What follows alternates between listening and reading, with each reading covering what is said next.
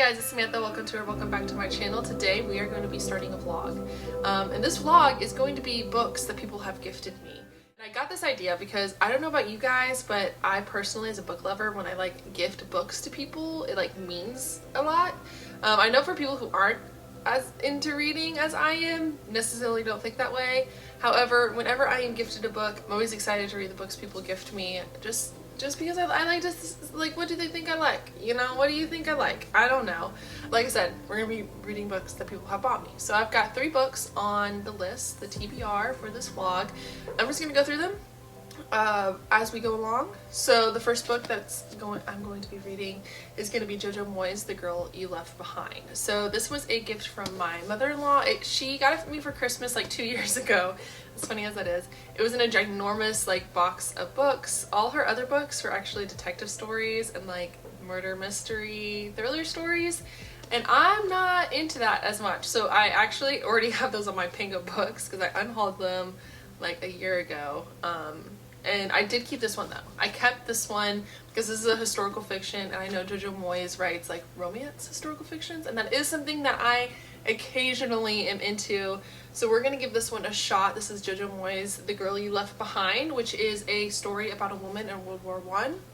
She's the girl that got left behind. Her husband went to war. This is in occupied France. She runs a hotel, which the Germans have now occupied as well. Like they're sequestering, they're living in, and the commandant from the Germans has an interest in Sophie, who is the woman who runs the hotel, and it kind of just goes from there. So yeah, I'm excited. Buckle up. There's 2 other books alongside this one that we're going to read, and I'm excited to see if I like any of these. But yeah, let's go. Okay, so I'm going to do this really quick because I imagine that you can hear my AC, but today we have a doctor's appointment, so I picked up a chai latte. I have my child in the back seat. We're going to go sit in the doctor's office for like an hour, and I have, let me grab it, and I have The Girl You Left Behind to read in the lobby while he plays with all the toys and the other kids, so let's go.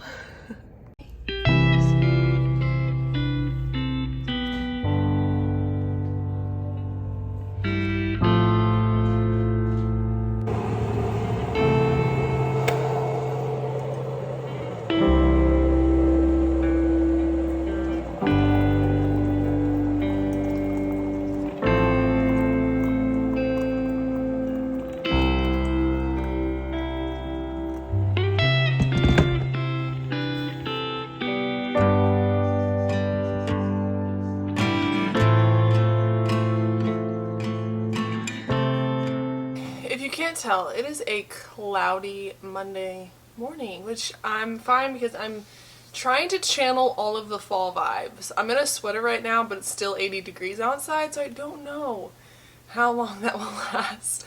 I also picked up some new mugs for the holiday fall season. These were like $3 at Walmart because Walmart decided to do what Target does and made like a little section of a bunch of like dollar price stuff, and I was walking by and found these, and I was like, yes, I think so. I love like the, I don't know about you guys, like the half glaze, because I have other mugs that have like the half glaze on the bottom. It's kind of my thing, I've noticed, but yeah, that's a fan. I thought my cat was gonna attack the thing. Anyways, I was gonna give you an update about 50% through, but funny enough as it is, my mother-in-law, who gifted me this book, is visiting. So I didn't get a chance to do a 50%, but I did finish this last night, so I need to give you guys kind of like a wrap-up, my thoughts. Firstly, I had this completely wrong. So this is about Sophie and her husband and living in a German-occupied village in World War I, but it's less about that and more about the painting of Sophie that her husband did before he went to war. So Sophie shows off this painting that her husband did in the hotel that the Germans are now occupying, and the German commander is a fan of art and sees this painting and strikes up conversations with Sophie and becomes very interested in her. So the painting is of her. He finds some interest in her. And it's less about what happens there and more about the painting in 2006. And Liv, who is another wife of another artist, has this painting in her house, and a man comes over and visits and sees this painting, and it starts a court case. So this centers around the court cases. I don't know if you guys remember or not, or I think this is still a continuing ongoing thing, but when the Germans and the Nazis in World War I and World War II occupied villages, they took everything, including valuable art pieces, and they find that Sophie's painting is part of those valuable arts that was, or was not, that's the question, taken by the Germans. And so a court case ensues, and it's about Liv and her relationship with Sophie through the painting, the history behind it, the politics of the court case, her now relationship with the man who found the painting. And yeah, it's fairly intriguing. This was more of a 2-star read for me just because I was a little bit bored. I'm not gonna lie to you. I didn't have any investment in Liv or her life necessarily. I had more investment in Sophie and learning what happened to her. So it was okay. Not the greatest book.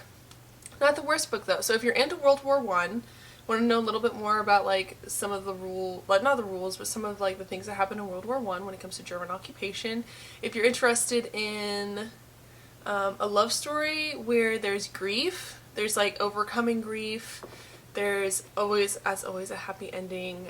If you're interested in knowing more about court cases like this, this might be a good intro into that. But yeah, this was like a 2-star read. It was decent. It was okay. I personally just didn't buy into Liv as a character. I didn't see what was going on there. I did enjoy the court case though. So this was okay. Not bad. Not the worst, not the best.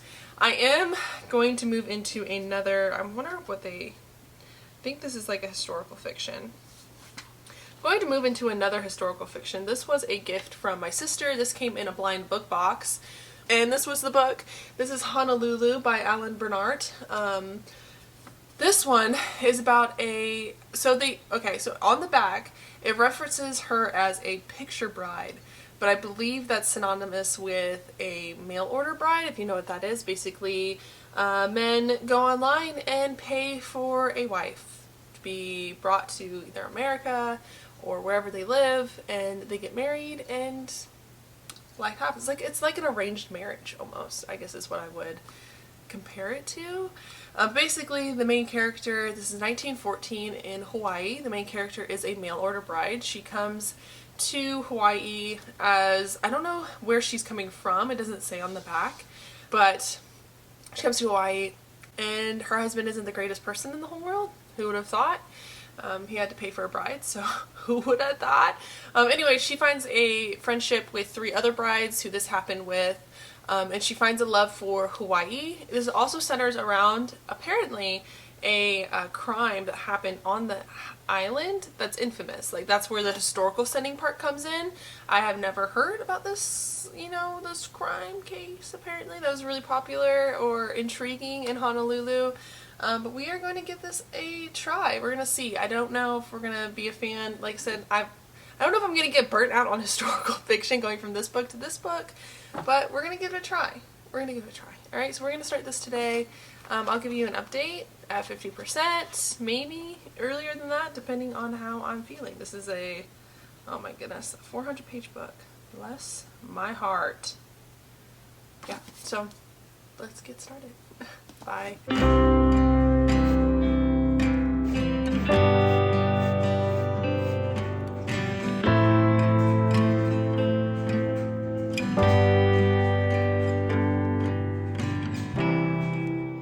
I'm gonna try to do this really quick because my son is being super clingy, but I have a vlog update for you, and that is, I'm DNFing it. No. This is gonna be a no. Alright, and I'll tell you why. This is gonna be a no. This is gonna be immediate unhaul, don't want to look at this book anymore. That's the kind of DNF that's gonna be. So I personally, my personal opinion, is that I can read a book that isn't own voices if the author does his research or their research and the author does the correct consultations. All right. For example, Fox Creek. by William Kent Kruger. I love William Kent Kruger. He is not Native American, but he wrote a book about Native Americans, and it was great. And he did all the right research, he did all the consultation, he did everything he needed to do to produce a book about Native Americans that wasn't offensive. All right? Alan Bernert did not. All right, so I was already kind of going in this with like a little bit of suspicion. He's a middle-aged white man who just occasionally visits Hawaii. All right, and he's writing about a picture bride, aka a mail order bride, a Korean mail order bride. So I was already kind of spiffy about that. I was like, I don't know about this. Started reading it, started getting some icky feelings because like he's giving his perspective of this Korean woman that I just don't think is accurate in a sense.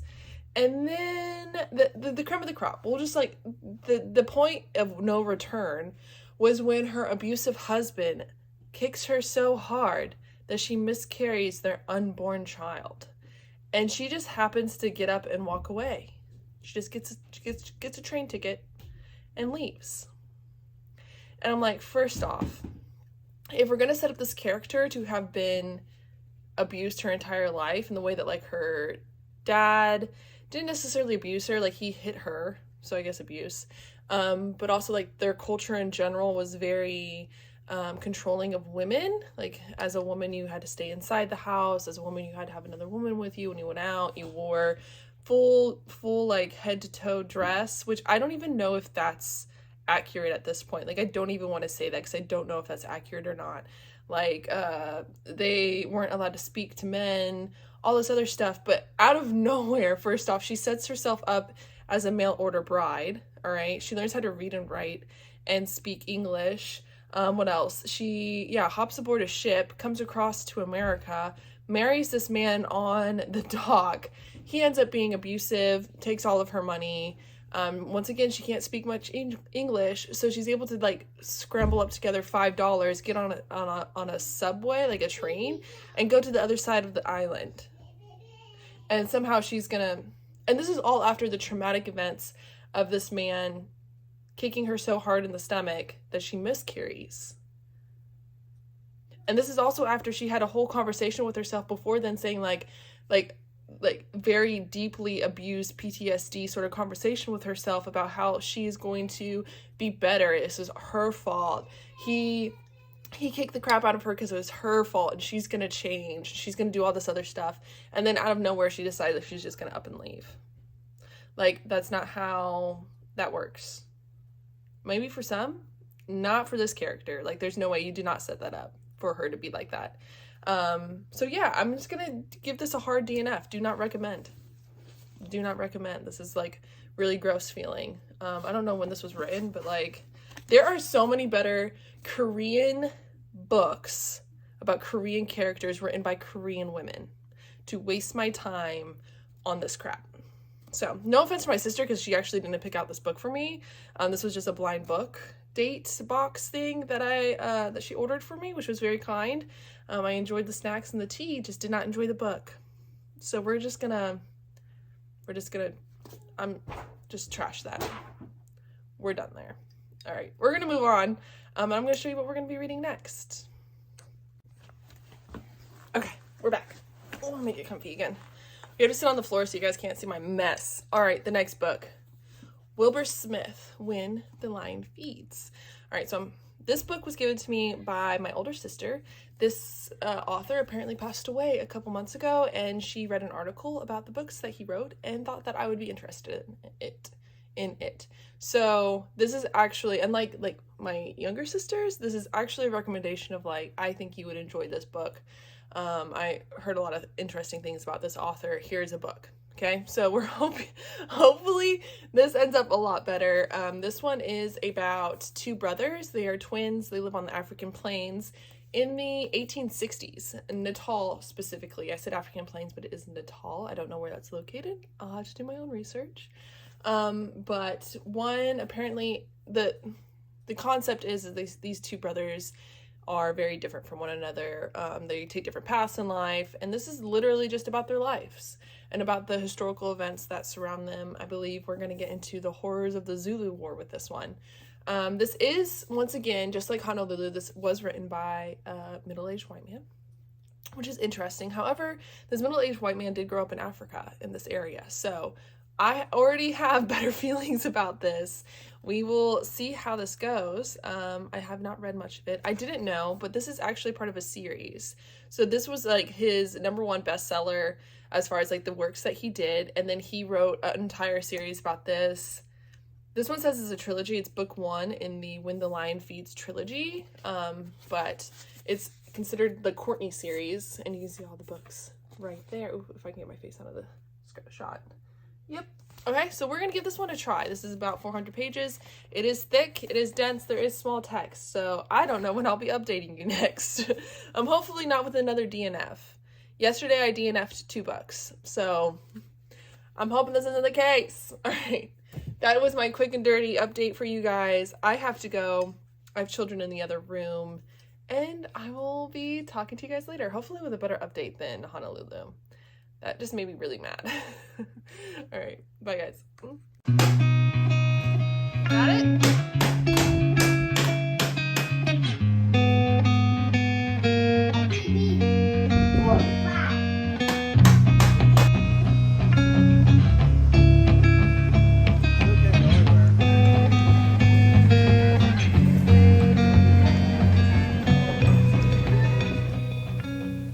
Okay. This vlog sucked. Oh, okay. I DNF'd it. I'm DNFing it. I'm not reading it any further. But here's the trick. I'm about 27 chapters. I'm 143 pages in. There's nothing.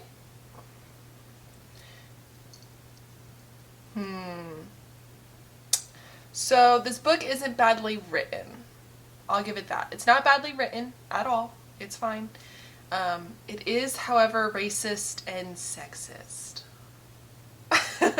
Okay, this book was written in 1967. So, like, the author was born in 1930. I didn't know that coming in. Okay. Originally published in Great Britain in 1964. This book is set in 1860. I knew that there was going to be some racism because this is literally about white colonialists fighting Zulu tribesmen. Like, that's what it's about. I didn't know how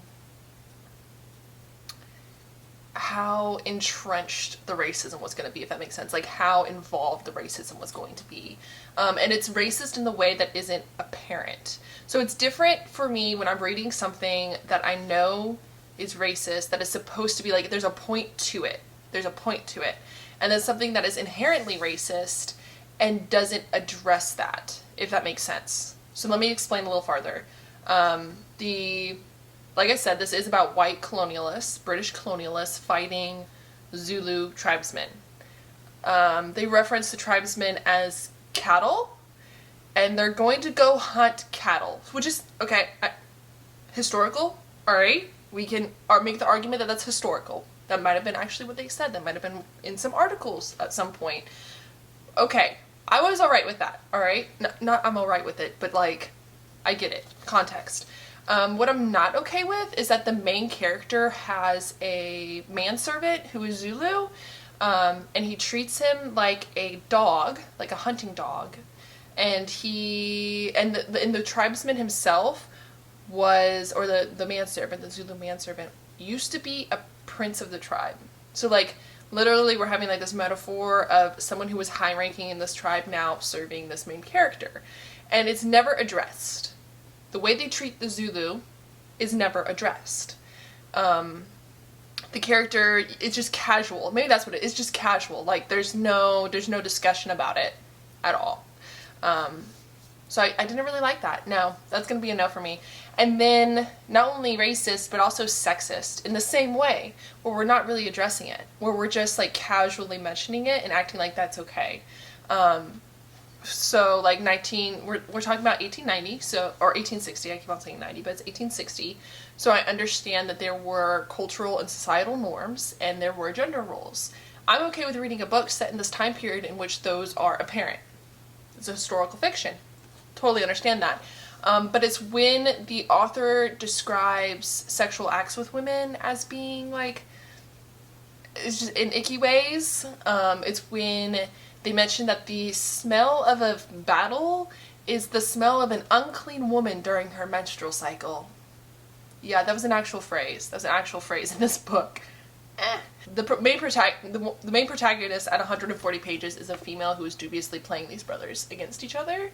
And then not only that, but just like the way that women are handled in this book. Apparently I read on, like I didn't read on, but I read about the rest of this book because I wanted to be solid in my DNFing of this book. And I guess the main character also gets married, and there's like scenes where he is allowing her to buy clothes, but only clothes that he approves of. He's very controlling over her, very manipulative of her. That's kind of not my favorite. And then also, I did not read this scene, but the main character also becomes a game hunter on the African plains, and apparently there's a scene where he just slaughters a whole herd of elephants. And like, here's the deal, and it's the same thing with Honolulu. There are better books.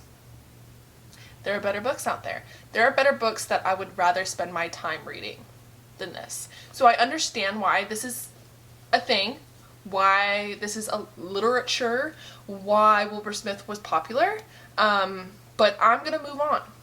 We're gonna move on. I would much rather read historical fiction that doesn't feel so icky. And honestly, it's just the casualness of it. Like, there was nothing inherently wrong with what was going on. There was nothing wrong with what was going on. Yeah, there is something wrong with what was going on. Okay, so we're done. We're done with this. Okay, I understand why my sister got this for me. Okay, I understand that this author is important to literature in the historical sense, but I'm gonna move on because I have other books that I want to read more than this, and I have books that I would appreciate more than this. So no offense, older sister, but this is gonna be a no-go for me. Thank you though, I appreciate the thought. I think that the thing with these books are not necessarily that they're bad gifts, you know? They're not bad gifts, they're good gifts. I appreciate the thought. I guess my family just doesn't really know my reading taste. Little do they know!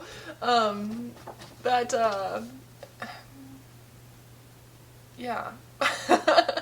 No, I appreciate, maybe it's because it's like, people who like books, no, people who don't particularly like books are gifting somebody who really likes books and thinks really critically of them. And so like, it's just bound not to turn out very well. I love my family in that they try to understand the weird sister who reads way too many books. But yeah, I always appreciate the thought. I guess that's what matters. And I'm glad I gave them a try. As funny as it is, all these books except for this one were already in the unhaul pile, and I was like, you know what, let me do this video. Let me read these books. Let me see if this is really where they belong. And yes, I will be unhauling them. They will be going. I really feel bad about this book because I know my sister was like she was like, you're gonna like it. I think you're gonna like it. But she also did not know that this was gonna be racist and sexist, because if she knew that, she would not have gifted it to me. I already know that. I think she probably just thought it was a good, because like it's not badly written. It's good. It's well written. It is well written. If I can get the sentence out, it is well written. But yeah, it's like East of Eden kind of vibes is what I was getting at the very beginning. I was super excited about it, but like yeah. Okay, I'm done talking about it. It's going on. This vlog's gonna be too long anyways. All right, but yes, so that's it. That's the vlog. Okay, it's really sucky. I DNF'd 2 books. I DNF'd 3 books this month, like this week so far. But we're moving on. We're moving on. This was an experiment. We're gonna have a better vlog next time. So I will see you guys in the next one. I'm sorry. I'm sorry.